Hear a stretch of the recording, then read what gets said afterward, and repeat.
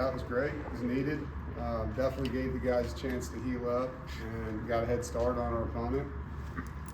Different, obviously, than bye week number one, where you're looking at 7 games and trying to really break yourself down. With only 2 games following that, you're not going to have the same type of information come out of those 2 weeks. So it was really more about how healthy can we get and get ready for not just this game, but knowing our next game is a short week game.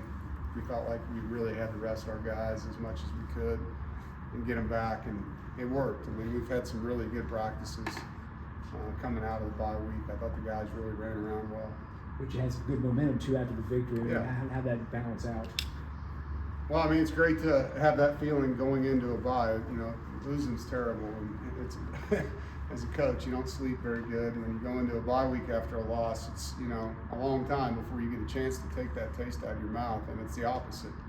And what you got to guard against is complacency that can come from that. And it's the first thing I talk to the guys about. Like, we have to understand what it took to get that win, and to be able to repeat something like that. And it's even harder on the road. When you go on the road and play a top-ranked team like we are in their environment, you got to be even more dialed in. And so, been really guarded against the attaboy syndrome, I guess you call it, trying to get these guys to understand, hey, enjoy the win for a couple days because we have a bye, but then once we started our Miami prep, that's over. We got to flush it just like we do a loss.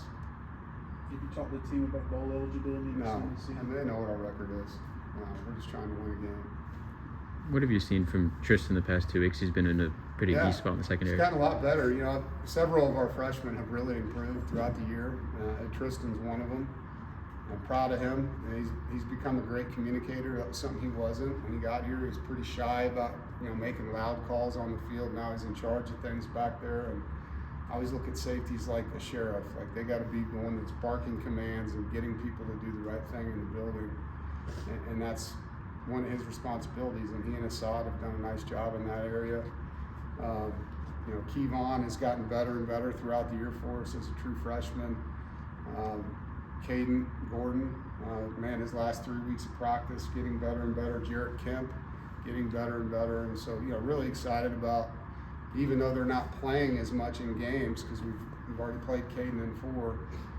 Just the growth. These guys are taking the developmental periods that they have in the practice and getting better in practice and building for us so that we know what they can be moving forward.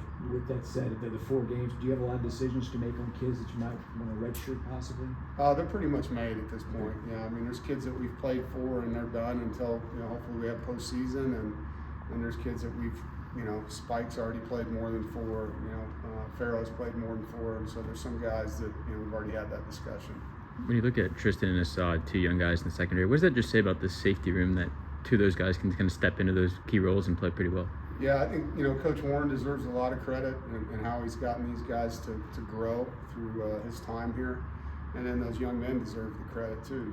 I think Assad Brown has done a tremendous job being versatile. Played nickel, played strong, played 3. We can plug him into any one of those spots, and that wasn't where it started. Back in January, it was just, hey, learn the nickel position, and let's compete and see who our starting nickel's going to be.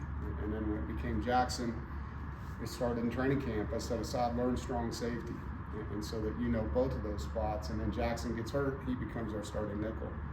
Jackson comes back, and then we have other injuries, and he becomes our starting strong and then 3. And so I'm really proud of him. I think that's a lot. And when you look at today's college offenses and how many formations and style of play, drop back quarterback one week, running quarterback the next, tempo team this week, formation, motion, shift, like there's a lot going on for DB. And to be able to play 3 spots in your first year as a true starter says a lot about his football IQ. It feels like Kenny Soares is also settled into his role. How important is it for him and Caden and the rest of those guys in the linebacker room to really be working together and feel confident in their specific spots? Yeah, I agree. I think, since Kenny's moved from our jack position to Will, it's taken him some time to be an off-the-ball, every-down linebacker. And last week was probably the biggest test. That offense, a lot of window dressing, a lot of +1 runs, and where fits are so critical, and getting off blocks and tackling.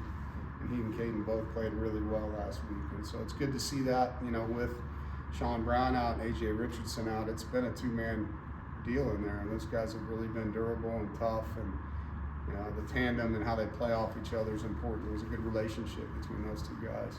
You guys don't play Syracuse, but I'm sure you've seen a lot of their film in the last 3 games. You know, does that help when you're comparing, you know, a team you're about to play? It's the same team you're seeing on film again and again. It can. I honestly wish we'd see some other people, you know, because schematically we're not like them on defense. And so, you know, to be able to see someone play before you that's more similar, because everyone offensively, with the exception of the QB run game at Georgia Tech, is pretty similar when you look at formations and tailback runs and pass concepts. So, yeah, I would rather see other teams that play similar schemes to us than the same team, you know, that doesn't.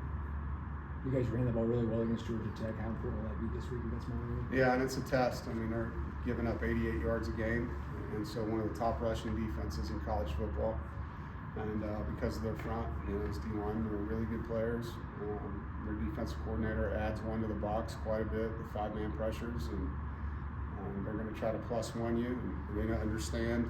You can see he understands how to target run blitzes, and he's done a good job schematically with his guys. I think their free safety and nickel tackle really well in the box. And so to answer your question, it's going to be critical to not be one-dimensional, and some of it's going to be ugly. You know, you just got to keep the plays from being negative yardage plays. Sometimes a 1 or a 2 yard dirty run is good, you know, is good. And eventually those can become more and more if you have sustained drives and can get guys tired on the other side of the football. Is that it, Coach? I do want to